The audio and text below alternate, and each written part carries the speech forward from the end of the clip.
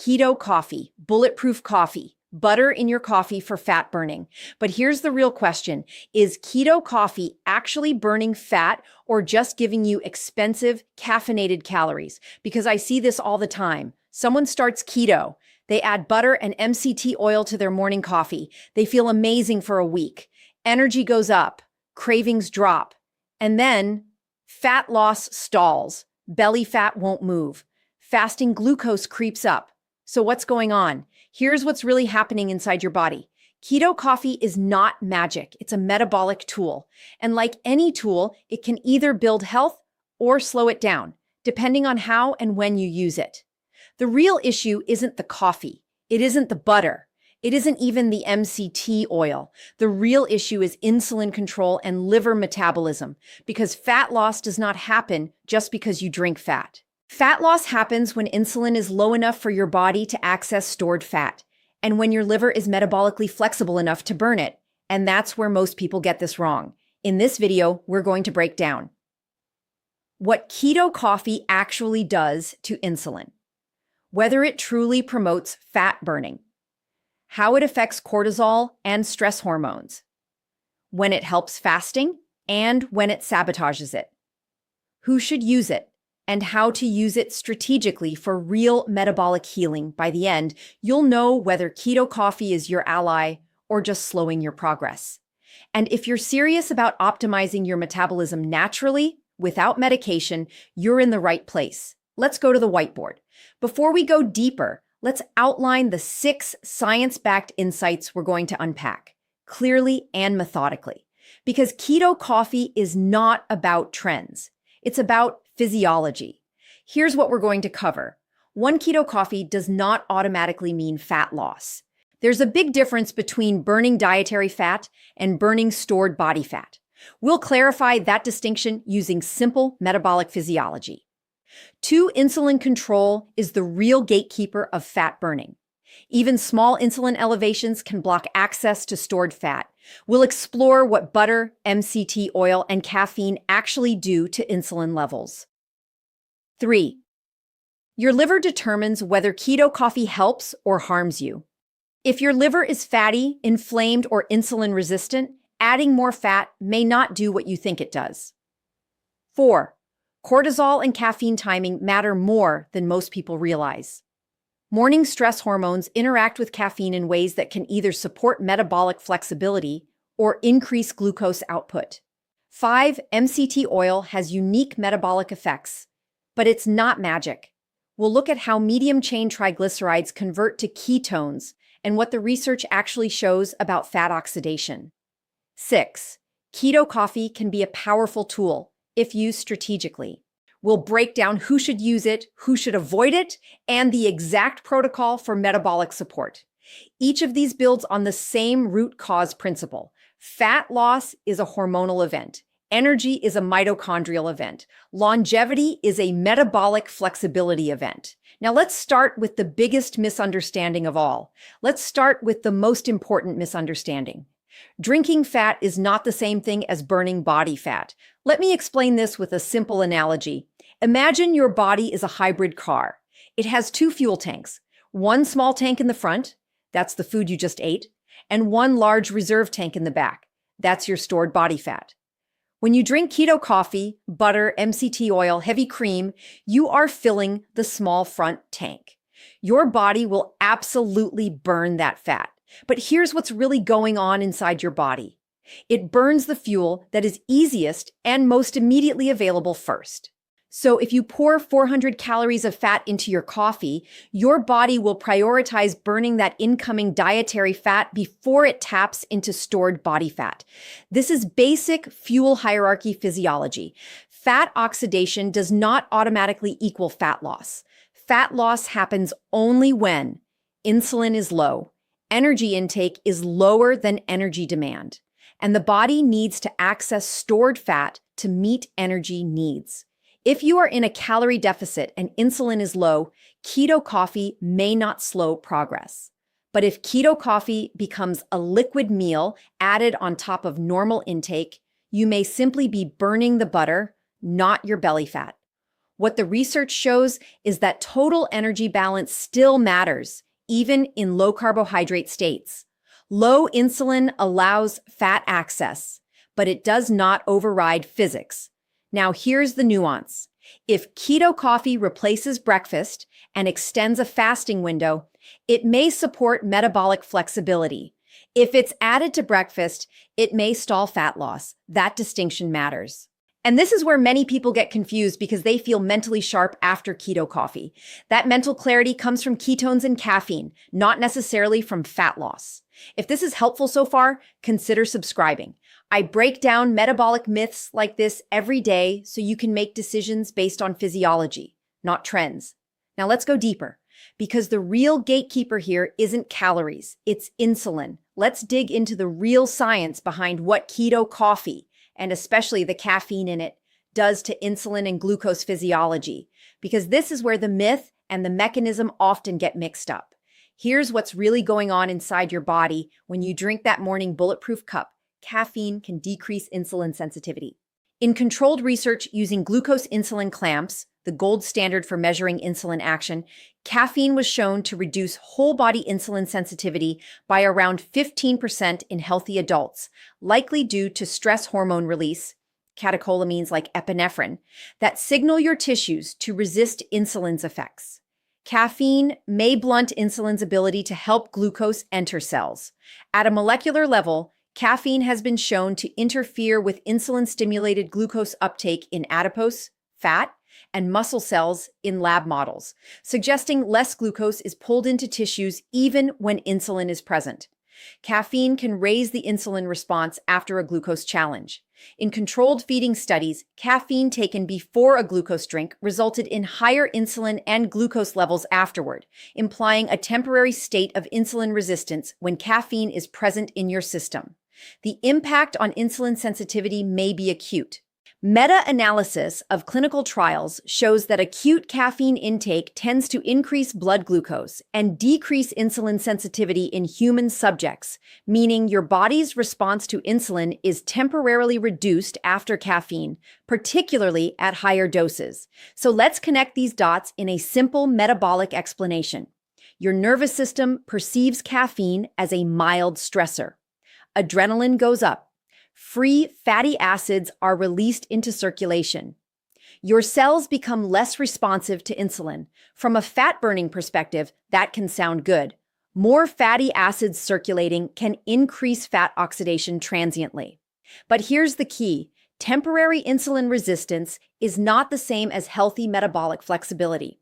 When insulin sensitivity goes down, even transiently, your body holds onto glucose longer, your pancreas compensates with more insulin, and you're not effectively accessing stored fat for energy long-term. This is part of why people feel alert after keto coffee. The adrenaline burst fuels awareness, but don't necessarily see body fat loss. Practical takeaway. If you're using keto coffee as a fasting mimetic or to suppress appetite before a workout, it may help in the short term. But if you're using it as a daily metabolic hack to control insulin and boost fat burning, the caffeine itself can be a double-edged sword. Actionable tweaks you can try now. Use black coffee without excess oils on true fasting days to avoid confounding insulin effects. Time your keto coffee after gentle morning movement, not first thing on an empty stomach. If you're very sensitive to caffeine, consider decaf or lower doses to preserve insulin sensitivity. Now, let's talk about the organ that decides whether keto coffee helps you or quietly works against you: your liver. Because here's what most people miss. The liver is the metabolic command center. It regulates blood sugar. It processes fat. It produces ketones. It determines whether you are metabolically flexible or metabolically stuck. So when you add butter and MCT oil to your coffee, where does that fat go first? To the liver. Let me explain this with a simple analogy. Think of your liver as an air traffic control tower. Every macronutrient you eat has to land there first.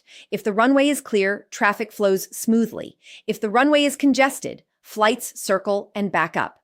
If you have fatty liver, insulin resistance, or chronically elevated insulin, your liver is already congested, And this matters because when dietary fat enters the liver in someone with healthy metabolic flexibility, it can be burned for energy, converted to ketones, exported efficiently. But in someone with insulin resistance, that same fat may be repackaged into triglycerides, stored, or contribute to worsening hepatic fat accumulation. Here's what's really going on inside your body in insulin resistance. Insulin signals the liver to stop releasing glucose and stop burning stored fat.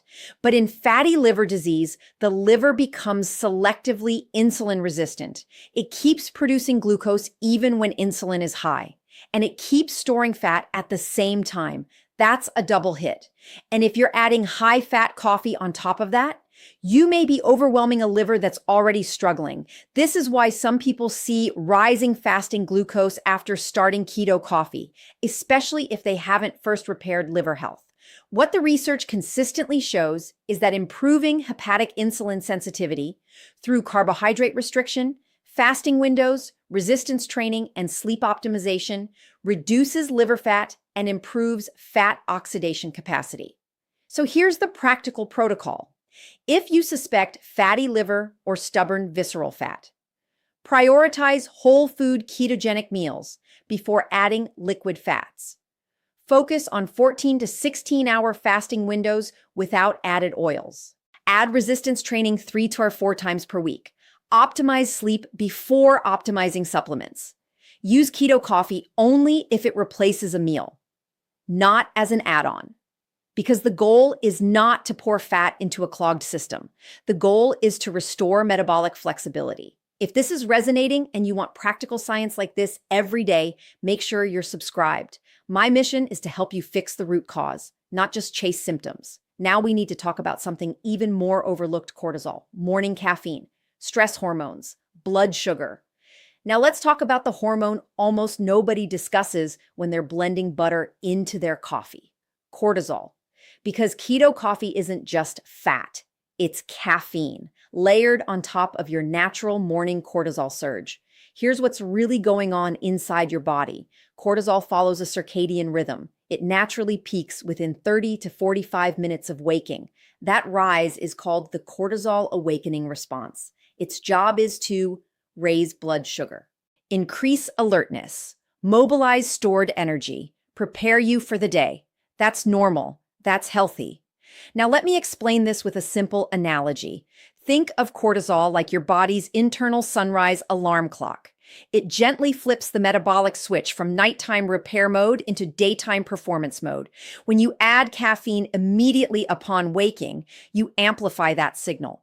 Caffeine stimulates the adrenal system. It increases catecholamines like adrenaline. It tells your liver to release more glucose. It temporarily reduces insulin sensitivity. For some people, that feels like clean energy. For others, especially those with insulin resistance, poor sleep, or high stress, it can spike blood sugar higher than expected. This is why some people wearing continuous glucose monitors see a 10-25 mg/dL rise in glucose after black coffee alone. Now layer butter and MCT oil into that equation. You've now added a cortisol surge, a caffeine-induced adrenaline response, incoming dietary fat, potentially elevated glucose. If your metabolic system is resilient, this may not be a problem. If your system is already stressed, it can reinforce elevated morning glucose and prolong insulin secretion. What the research shows is that delayed caffeine intake, waiting 60-90 minutes after waking, may better align with natural cortisol rhythms and reduce overstimulation. So here's the practical protocol. Wake up. Hydrate with water and electrolytes. Get natural light exposure. Do 5-10 minutes of gentle movement, then have coffee. If fat loss is your goal, consider black coffee during fasting windows. Save keto coffee for heavy training days, or use it strategically to replace a meal, not stack onto one. Remember, fat loss is not about stimulation. It's about hormonal harmony, and cortisol is part of that harmony. If this is helpful, like the video and share it with someone who thinks keto coffee is magic. We're here to think physiologically, not emotionally. Now we need to examine the part of keto coffee that people believe is the fat-burning superpower. MCT oil. Is it different? Yes. Is it magic? No. Now let's zoom in on the ingredient that gives keto coffee its metabolic superpower reputation. MCT oil. Medium-chain triglycerides are metabolically different from long-chain fats like butter or olive oil. And this difference matters. Here's what's really going on inside your body.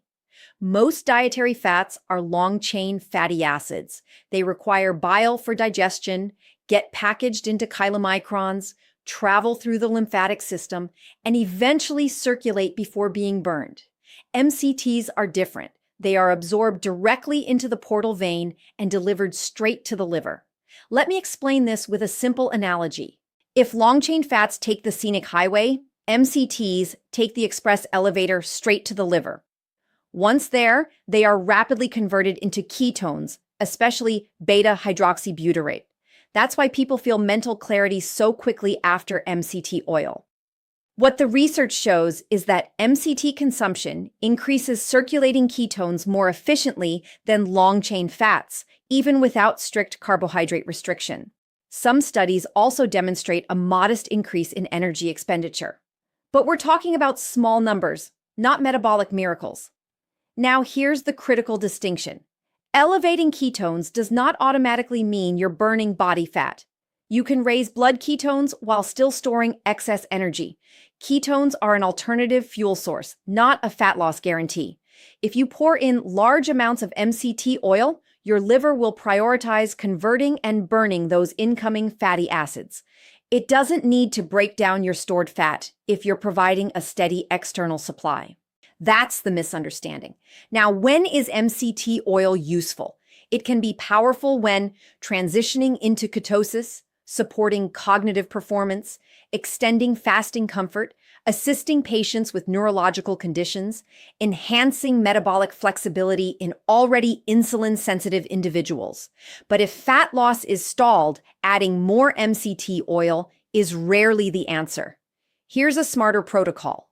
Start with 1 teaspoon, not tablespoons. Use it on high output days, training, long work sessions. Avoid combining it with large meals. Cycle it instead of using it daily. Prioritize whole food fats first. If this is helpful so far, consider subscribing. I post daily science-based strategies to help you restore metabolic health from the inside out. Now we come to the most important question. Should you be using keto coffee at all? Now let's bring this together in a practical, strategic way, because keto coffee is not good or bad. It's appropriate or inappropriate depending on the metabolic context. So who should use keto coffee and who should avoid it? Here's what's really going on. If you are early in your keto transition, struggling with carb cravings, extending your fasting window, training intensely in the morning, already metabolically flexible, keto coffee can be a tool. It can reduce appetite, it can raise ketones, it can improve cognitive clarity. It can make fasting more sustainable. But if you are insulin resistant, experiencing stubborn belly fat, seeing elevated fasting glucose, highly stressed or sleeping poorly, drinking it in addition to breakfast, it may be slowing your progress. Let me explain this with a whiteboard framework. Fat loss requires 3 conditions: low insulin energy demand exceeding intake, a liver capable of oxidizing fat efficiently. Keto coffee only supports fat loss if those 3 are intact. Otherwise, it simply becomes energy intake disguised as metabolic optimization. So here is the strategic protocol I recommend. Step 1, fix the foundation first. 14 to 16 hour fasting window. Prioritize protein at meals. Strength training 3-4 times weekly. 7 to 8 hours of sleep. Morning light exposure. Step 2, test metabolic flexibility. If fasting feels stable and glucose is improving, then experiment. Step 3, use keto coffee intentionally. Replace breakfast. Don't stack it. Keep total fat moderate. Limit to 1 to 2 teaspoons MCT oil. Delay caffeine 60-90 minutes after waking. Avoid pairing with high-carb foods. Step 4, cycle it.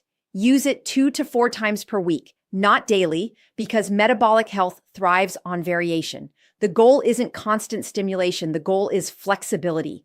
And flexibility is what predicts longevity, stable energy, healthy aging, and sustainable fat loss. Now let's wrap this up clearly and powerfully. Let's bring this home. Keto coffee is not a magic fat-burning drink. It is a metabolic lever. And like any lever, it only works if the foundation underneath it is solid. Here's what we uncovered. Drinking fat is not the same as burning body fat. Your body will burn the fuel you provide first. If you consistently provide large amounts of dietary fat, it has less reason to access stored fat. Insulin is the real gatekeeper.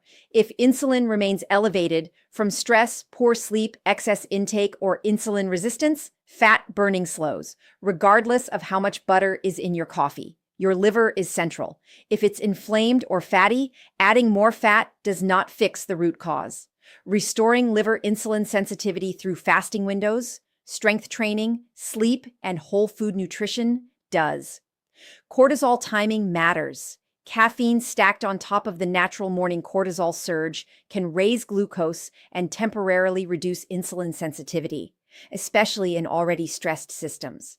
MCT oil raises ketones quickly, but ketones are a fuel source, not proof of fat loss. And finally, keto coffee works best when used strategically, not habitually. So here's your challenge. For the next 7 days, try just one change. If you currently drink keto coffee daily, replace it with black coffee 3 of those days and extend your fasting window. Or delay your coffee 60-90 minutes after waking. Or measure your fasting glucose before and after coffee and observe your response. Become a student of your metabolism. Because metabolic health is not about trends, it's about awareness. It's about understanding what's really happening inside your body and making small, intelligent adjustments. If this added value to your health journey, like the video and subscribe. Join a community of people who are serious about optimizing energy, weight, and longevity, naturally and intelligently. Your metabolism is adaptable. Train it wisely.